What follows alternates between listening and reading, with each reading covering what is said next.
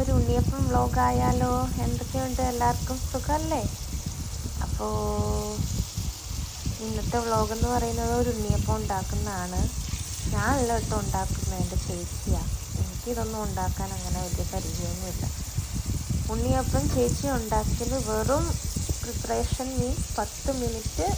ചേച്ചി ഉണ്ടാക്കിയത് വെറും 10 മിനിറ്റിനുള്ളിലാണ് ബാറ്റർ. പിന്നെ റെസ്റ്റ് ചെയ്യാൻ ബാറ്റർ വെച്ചു മേ ബി ഒരു ഹാഫ് ആൻ അവർ. അത് കഴിഞ്ഞ് എല്ലാം കൂടെ ഉണ്ടാക്കിയത് ഹാഫ് ആൻ അവർ ഒഴിച്ചാൽ 10 മിനിറ്റ്. അങ്ങനെയാണ് ചേച്ചി ഉണ്ണിയപ്പം ഉണ്ടാക്കിയത്.